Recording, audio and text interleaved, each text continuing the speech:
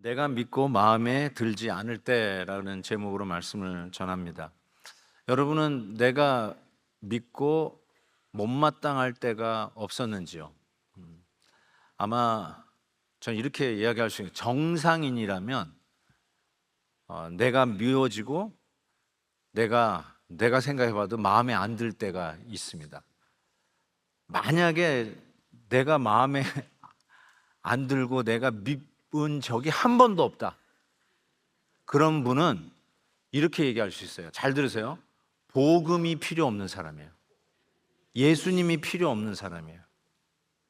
왜냐하면 자기가 못마땅하지 않고 자기가 믿지 않은데 예수를 믿을 필요가 있나요? 어쩌면 우리 모두가 가지고 있는 마음이고, 예수를 믿는 우리가 때로 이런 마음을 가질 때가 참 많이 있어요. 그래서 우리는 복음이 필요해요. 실은 이렇게 이미지가 좀 착하고 참 순하다라고 느껴지는 사람들 중에 이런 분들이 훨씬 많아요. 자기를 이렇게 자학하고 자기에 대해서 그냥 만족하지 못하고 못마땅해 가지고 자기를 자학 비판을 하고, 심지어는 자기가 자기에게 벌을 주기까지 해요. 그런데 이것이 그걸로 끝나는 게 아니라 실은 이것이 남에게 이렇게 전가가 돼요.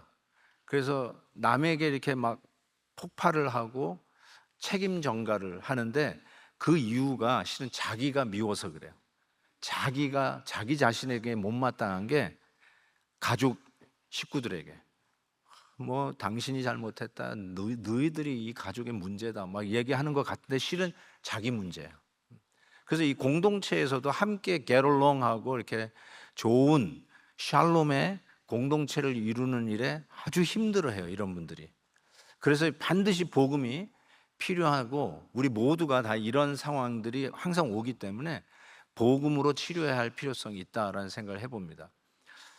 지금 계속해서 사도 바울이 골로새의 교회를 향해서 지금 기도하고 있잖아요.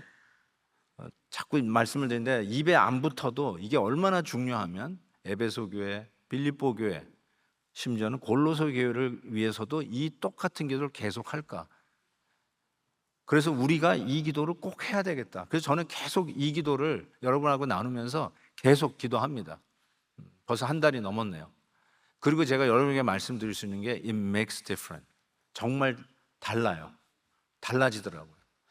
그래서 오늘 기도 제목은 네 번째인데요. 첫 번째, 두 번째, 세 번째, 지난 설교 때 했던 걸 정리하면, 첫 번째는 하나님의 뜻을 아는 것으로 충만하게 하옵소서. 우리 가족 이론들 하나하나 불러가면서 이 기도해야 돼요. 자기 자신을 위해서 하나님의 뜻을 아는 것으로 늘 충만하게 해주세요. 두 번째, 지난주 설교 기도하시죠. 하나님의 이기지 못하시는 기쁨이 되는 존재가 되게 해주세요. 두 번째, 혹 내 삶 속에 어려움이 닥쳐도 핍박이 있어도 기쁨으로 이겨내게 해 주옵소서. 이걸 계속해서 여러분 입에 붙지 않아도 입에 붙이세요. 계속 기도하세요. 정말로 달라집니다. 고난을 당하는 태도도 달라지고요. 그리고 하나님의 뜻을 아는 것에 대해서 확신을 갖게 돼요. 계속 이 기도를 드리시길 바라고, 오늘 이제 네 번째 마지막으로 사도 바울이 무엇을 위해서 골로새 교회를 위해서 하는가 봤더니 감사의 기도를 드리고 있어요.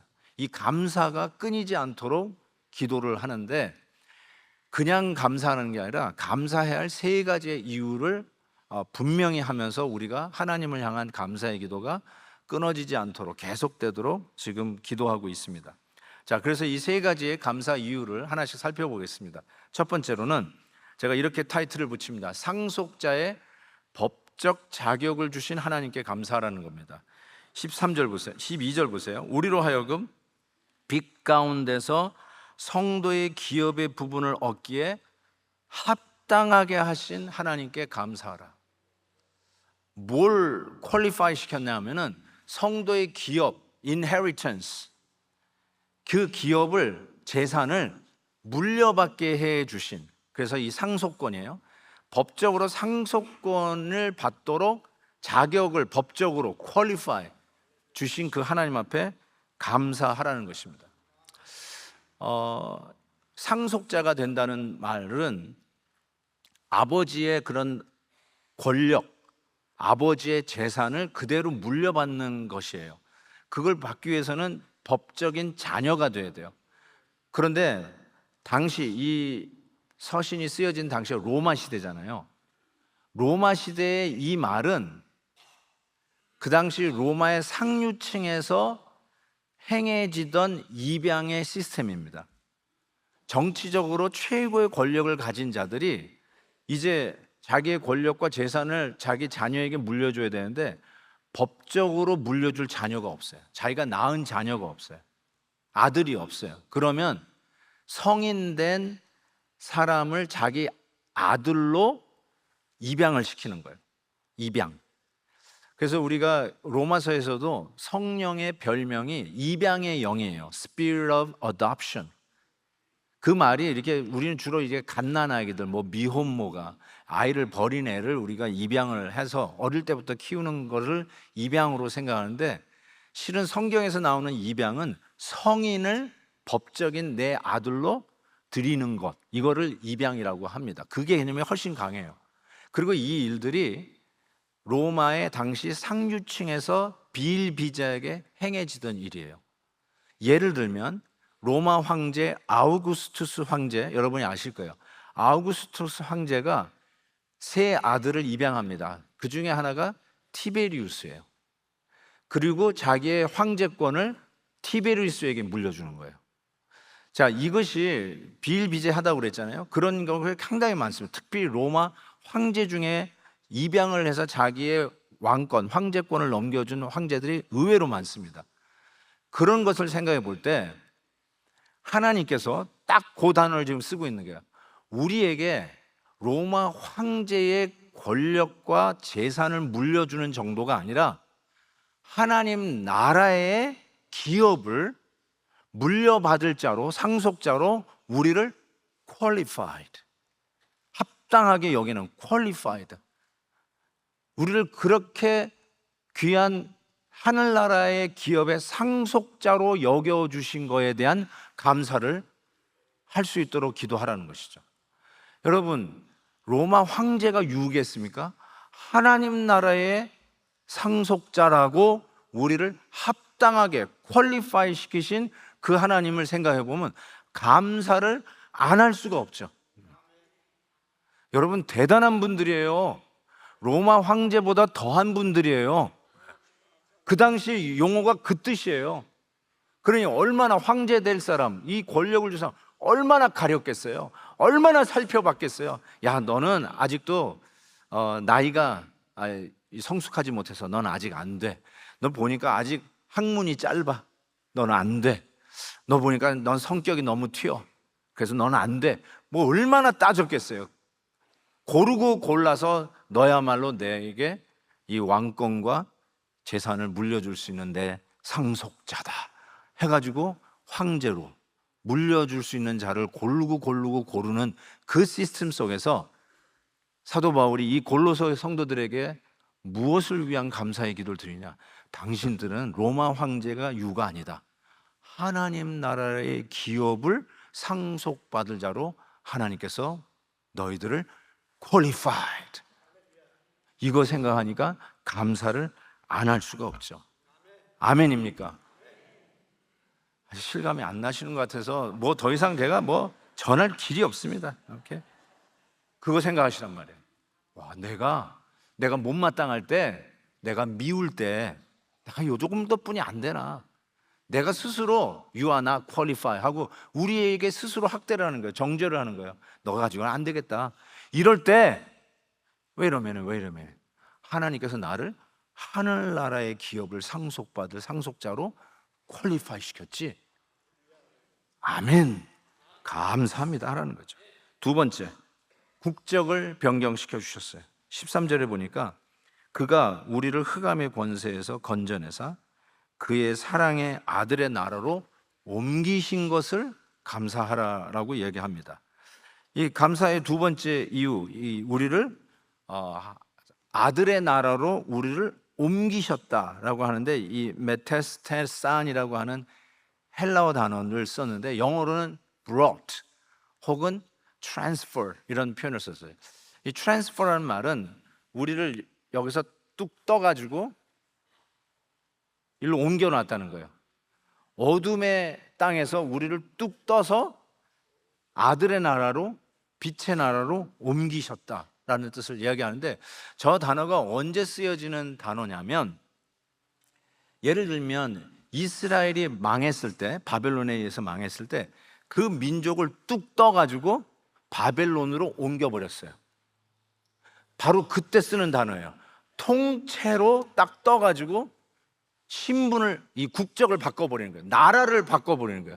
더 이상 우리가 어둠의 나라의 시민이 아니라 뚝 떠가지고 천국 하늘나라 시민권자로 하나님께서 트랜스퍼, 옮겨버리셨다는 거예요. 역사적으로도 우리나라에도 이런 일이 있어요. 1937년에 구소련 스탈린의 명령으로 극동지역에 살고 있었던 소위 고려인, 우리 한국 사람이에요. 고려인을 카자흐스탄과 우즈베키스탄으로 뚝 떠서 옮겼어요. 그래서 여러분, 스탄 국가에 가면, 옛날 구소련 국가에 가면, 심지어는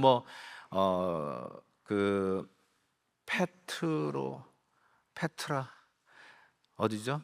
모스크바 말고 제2의 도시, 자우지간 그곳에 가도 고려인들이 있어요. 고려인 교회가 여기저기 있어요. 그때 전부 다 스탈린의 명령에서 우리나라 민족을 뚝 떠가지고 그냥 민족 대이동, 강제 이주를 시켰어요. 그것처럼, 이건 좀 반대의 경우지만, 그것처럼 우리를 어둠의 나라에서 뚝 떼가지고 하나님의 나라, 아들의 나라, 빛의 나라로 우리의 국적을, 천국 시민권을 줘서 그냥 옮겨버리신 것을 얘기해요. 이게 구원의 다이나믹이에요. 여러분이 구원을 받았다는 말이 드디어 교회를 다니기 시작했다라고 하는 이런 걸로 정의가 안 돼요.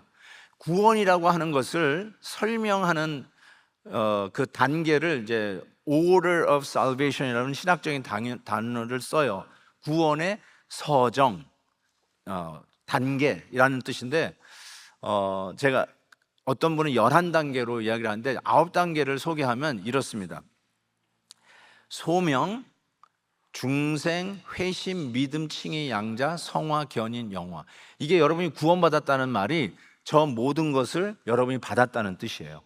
굉장히 다양하죠. 어떤 분은 선택과 예정을 넣어서 11단계로 설명하는 신학자들도 있습니다. 어쨌든 저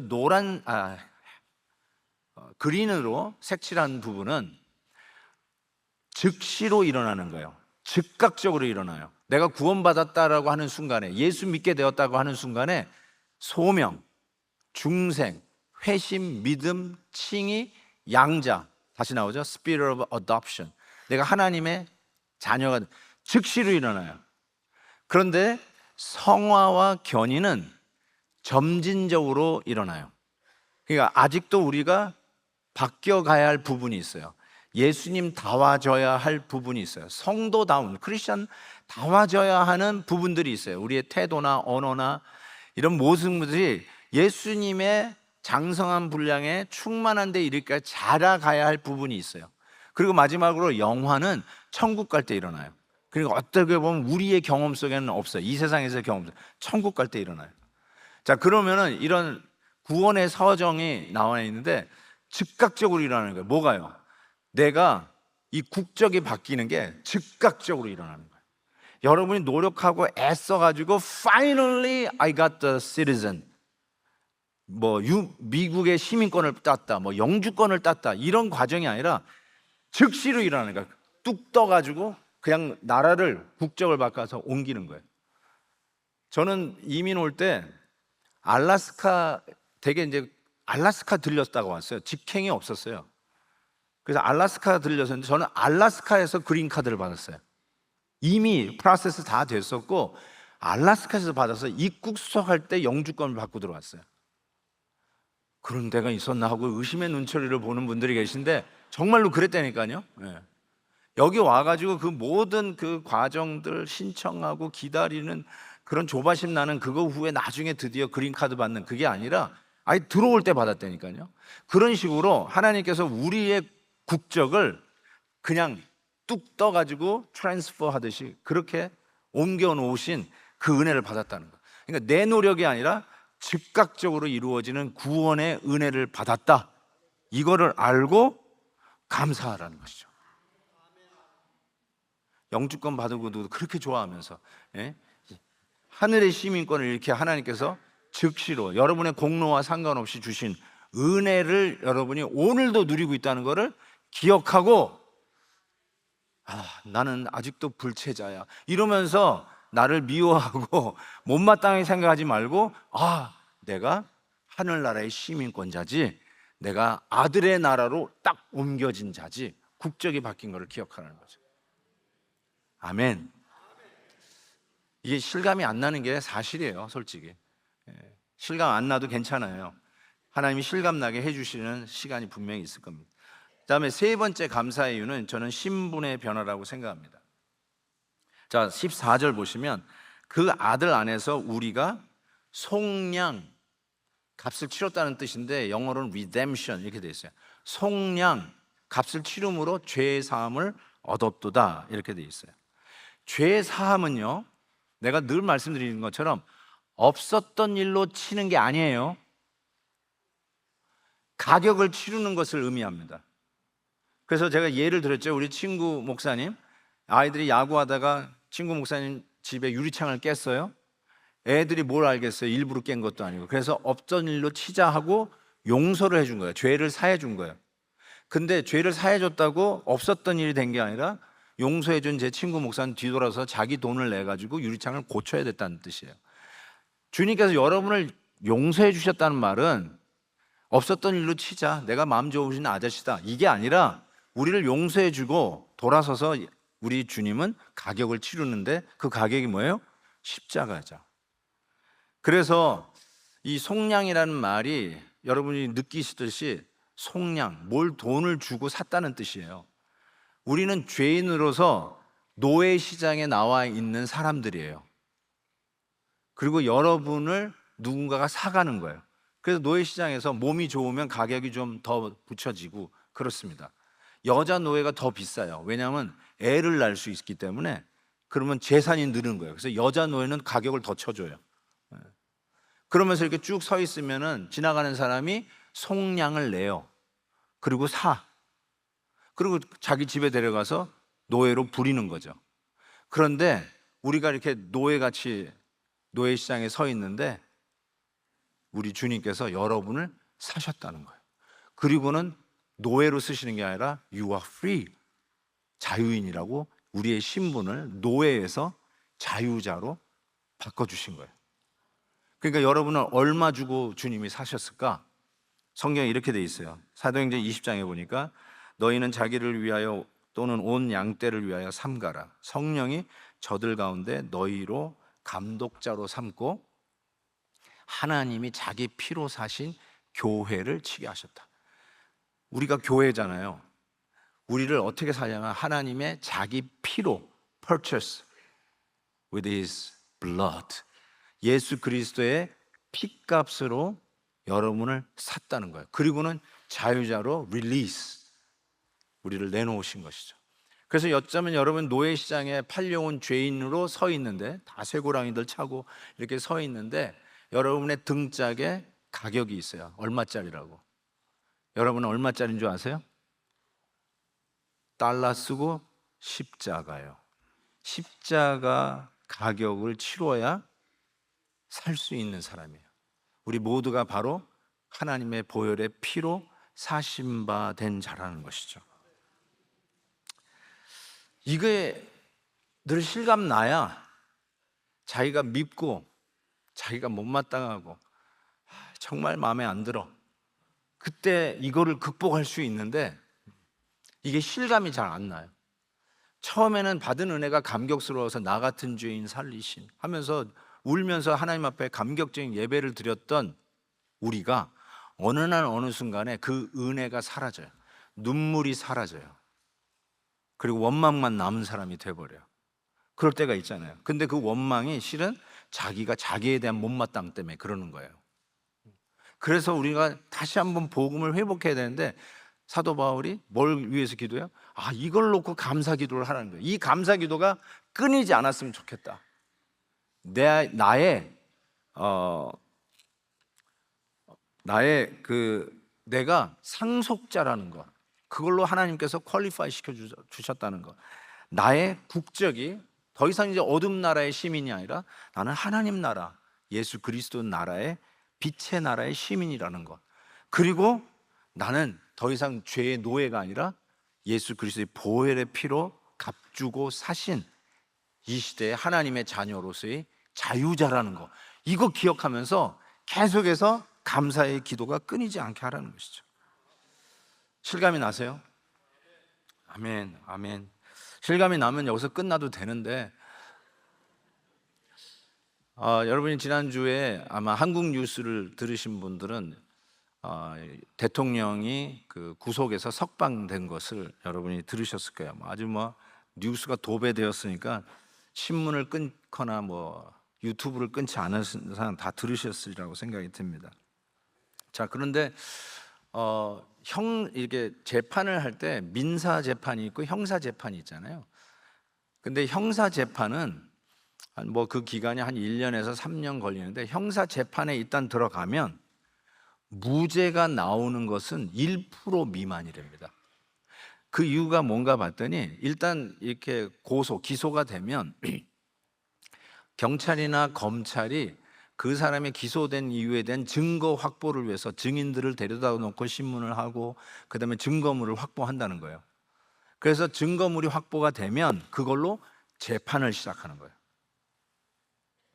그러니까 증거물을 가지고 재판을 하니까 이 피고인은 그 증거를 반박할 수 있는 더 뚜렷한 증거물을 대지 못하고는 형사재판에서 무죄 나오는 것이 하늘의 별 따기고, 그게 확률상 1% 미만이래요. 그러니까 거의 그런 일은 없다는 거예요. 거의 이렇게 땅 하고 구속이 됐는데 릴리스 되는 확률이 거의 없다는 겁니다. 자, 그걸 내가 생각해 보면서, 그래서 이 기간이 기니까 굉장히 좀 이 피고인의 입장에선 자기의 어떤 무죄를 증명해내는 거는 이게 단순한 일이 아니라는 거예요. 또 3년씩이나 재판이 걸리면 그 사이에 자기 케이스를 다루던 판사가 다른 데로 이직을 할 수가 있대요.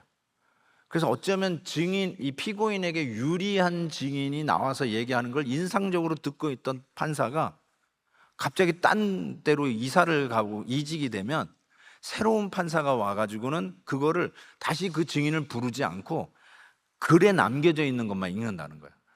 그러니까 감정적으로 저 사람은 진실을 얘기하는 것 같다라고 하더라도 판사가 바뀌어버리면 또 이게 글로 읽고는 다시 이야기하기가 쉽지 않다는 거예요. 한번 예를 들어 봅시다. 제가 어떤 물건을 도둑질을 했다고 이렇게 기소를 당해가지고 이제 재판에 들어갔어요. 검찰이 이제 저를 조사해 봤더니 제가 도둑질했다고 하는 그 작물에 제 지문이 묻어 있어. 그냥 빼박이야. 그리고 그 도둑질했다라고 생각되는, 도난 당했다고 하는 그 사건 당일날 그 CCTV를 봤더니 제가 거기에 딱 찍혔어요. 이거야말로 내가 그 물건을 훔쳤다고 하는 아주 확실한 증거라는 거죠. 그리고 이제 재판이 시작이 된 거예요. 근데 저는 안 했어요. 그거를 도둑질 한 적이 없어. 그런데 거기 그러면 지문이 왜 묻었는지, 그리고 왜 그때 CCTV에 내가 잡혔는지, 이거를 변호사가 와가지고 이거를 제대로 다 증명을 해내야 되는 거예요. 그러니까 탁월한, 그리고 최고 1등 변호사가 아니면 이 1%도 안 되는 무죄 선고를 받는 거는 하늘의 별 따기라는 거예요. 근데 이 똑똑한 변호사가 딱 와가지고, 그러면 왜 작물에 내가 훔치지도 않는 물건에 내 지문이 묻어 있는가? 알고 봤더니, 이게 조사를 막 변호사가 해봤더니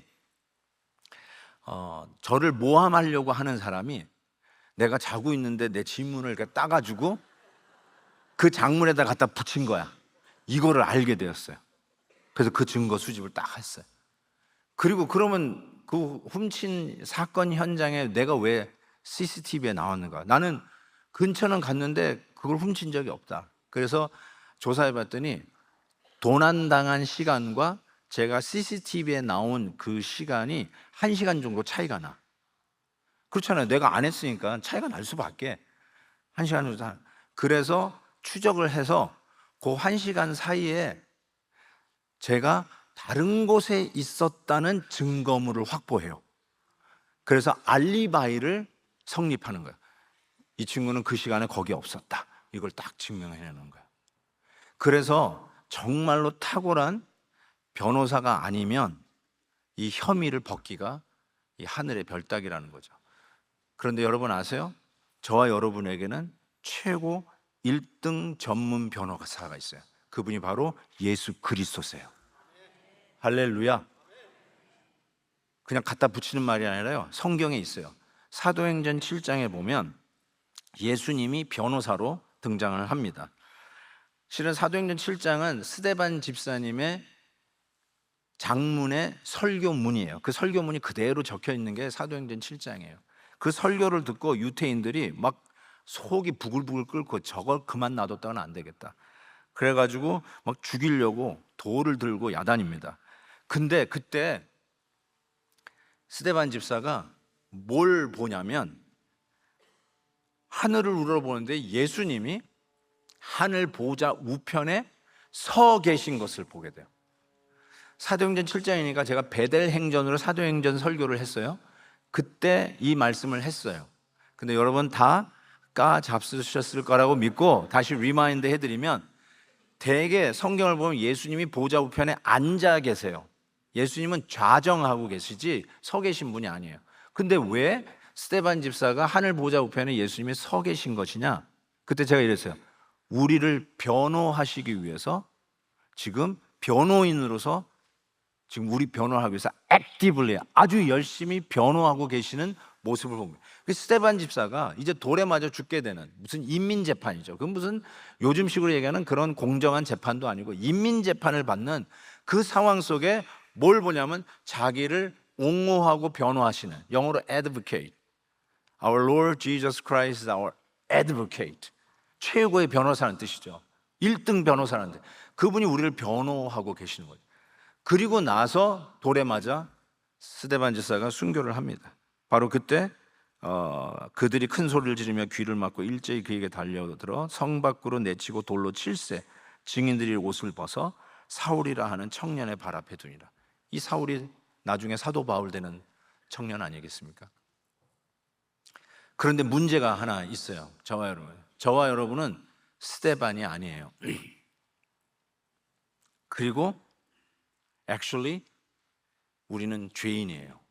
나는 그 죄를 저질렀어요.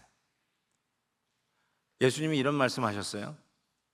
형제를 향해서 욕하는 자, 라가 그 당시에 이 영어로 얘기하면 you stupid 이런 얘기예요. stupid은 뭐 욕도 아니죠, 요즘은. 그런데 어쨌든 형제를 향해서 you stupid 한 자를 뭐라고 부르는 줄 아세요? You are a murderer. 너는 살인자야. 살인! 여자를 보고 음욕을 품었어요. 그런데 마음만 품었는데 욕심을 가졌는데 뭐라고 했냐? 간음! You committed adultery. 욕심을, 어떤 멋있는 물건을 갖고 있어, 옆집 사람이. I wish I could have that too. 하고 탐심을 가졌어. 그러면 도둑! 우리는 어떻게 도망갈 길이 없어. 우리 예수님의 산상설교만 들어도 We are all guilty. 우린 죄인이에요. 우리 예수님이 아무리 최고의 최상급의 1등 변호사라도 한 걸 안 했다고 하고 안 한 걸 했다라고 할 수는 없잖아요. 그래서 언도가 나왔어요. 벌금 100만 불 땅, 그리고 1년 징역 땅 떨어졌어. 최고의 변호사 예수님을 두었는데도 We are guilty 하고 verdict을 받은 거예요. 그런데 아까 얘기한 대로 우리가 상속자요, 국적이 바뀐 자요, 그리고 우리는 더 이상 죄인이 아닌 의인으로서 자유자가 되었다라고 하는 이것을 구원의 선물로 받았다는 말이에요. 이게 어떻게 된 거예요? 이게 실감이 안 나는 거죠. 나는 지금 현실은 100만 불 벌금, 1년 징역살이를 해야 되는 거죠. 왜냐하면 내 죄가 있잖아요. You know that you are a sinner. 우리가 알잖아요, 내가 죄인인 거를. 그런데 이 최고의 변호사가 어떻게 했더니 석방하라는 거예요.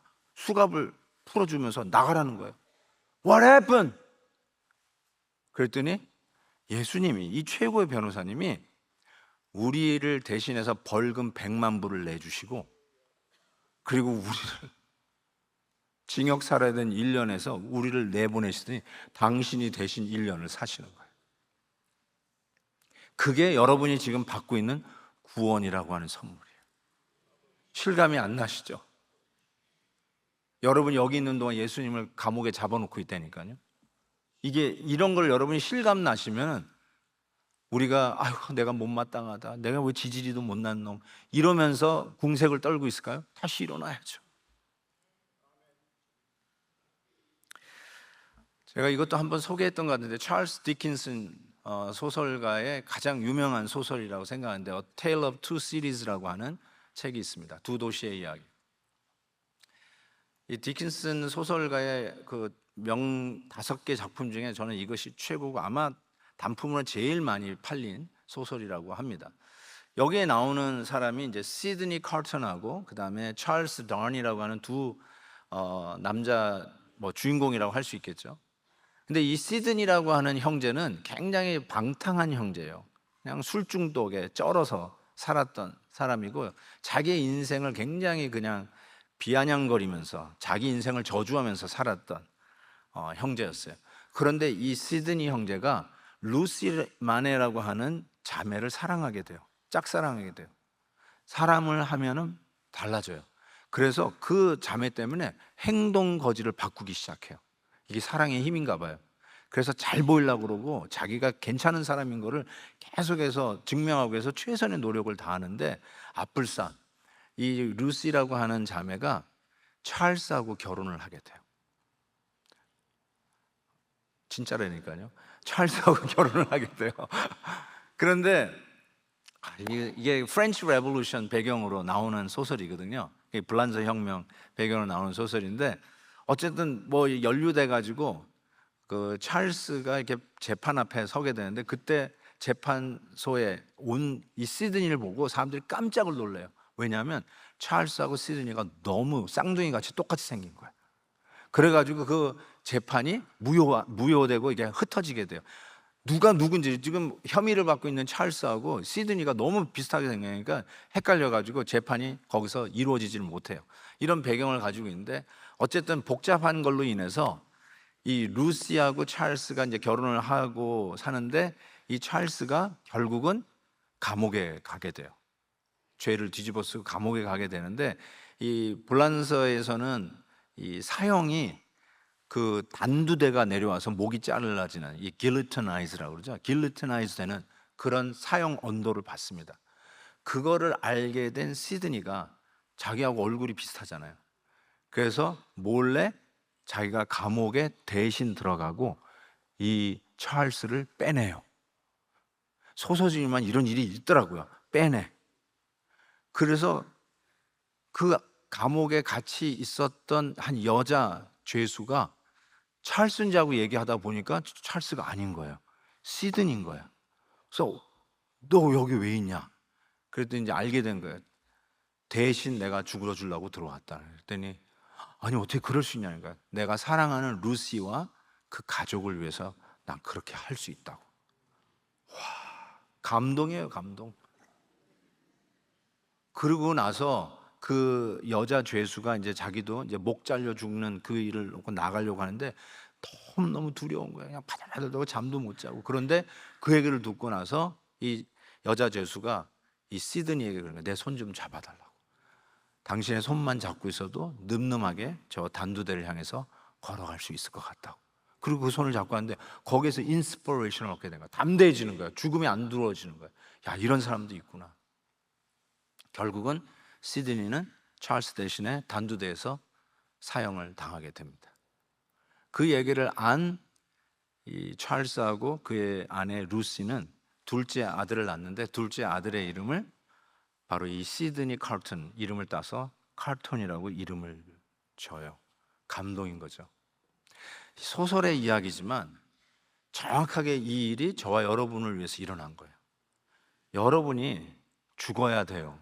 왜요? 죄의 삭은 사망이에요. 근데 여러분의 죄를 대신 짊어지고 감옥에 들어간 우리 예수님께서 여러분이 죽어야 할 단두대에서 예수님이 그 죽음을 받으십니다. 그리고 여러분이 자유자가 되었어요. 그렇다면 여러분의 자녀의 이름은 무엇이라고 지어야 되겠습니까? 예수라고 지어야죠.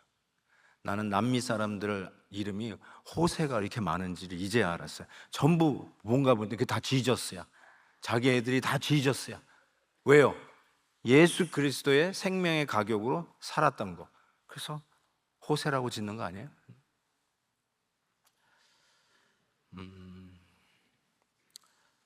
제가 그 학생 목회할 때 박사 학위를 하고 있었던 자매가 말씀 준비하는데 떠오더라고요. 그 자매는 그때 에이즈 약에 대해서, 그때 에이즈 못 고쳐가지고 다들 하나님이 내리신 저주의 병이다 이렇게 해가지고 할 때 그 에이즈 병을 연구하던 박사학위 학생이에요.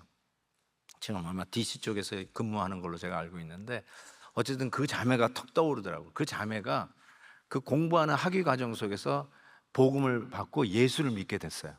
너무너무 행복해가지고 내가 이렇게 행복하게 신앙생활하는 사람이 있을까 할 정도로 너무너무나 열심이고 밝고 명랑한 자매였어요.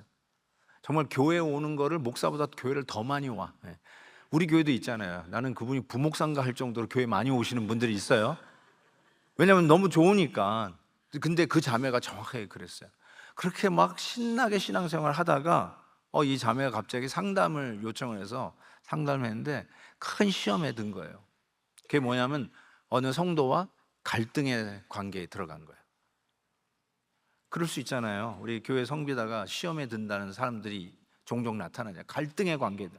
근데 이 갈등의 관계에 들어와서 나한테 그 사람에 대해서 고자질 하려고 만난 게 아니라 뭘 얘기하냐면 그 갈등의 관계 속에서 자기가 이전에 다 이전 것은 지나갔으니 보라 새 것이 되었도다 하고 새 사람이 된 거에 대한 기쁨과 감격, 내가 이전 것과는 이별하고 이제는 예수 안에서 새로운 피조물로 살아가는 이 은혜를 행복하게 누리고 살았다고 생각했는데, 그 갈등 구조 속에서 옛날 나는 이제 굿바이 했다라고 하는 내가 보기도 싫은 그 모습이 마치 이 구정물 밑에서 쓰레기들이 막 타고 올라오듯이 나 안에 그게 없어진 게 아니라 그대로 다 올라오더라는 거예요. 그러면서 그게 너무나 싫은 거야. 나는 이제 변했다고 생각하는데 옛날 모습이 그 갈등 구조 속에서 다시 올라오니까 나 하나도 안 변했구나. 내가 아직도 이렇게 치졸하구나. 내가 이렇게도 옹색하구나. 용서할 수가 없는 이 너그러운 마음이 없구나. 나는 이전의 모습이 그대로 있구나. 이거에 너무 실망해가지고 자기가 너무 밉다는 거예요. 목사님 이거 어떻게 하면 좋겠어요? 라고 하고 오더라고요. 여러분도 그런 똑같은 문제가 있지 않나요?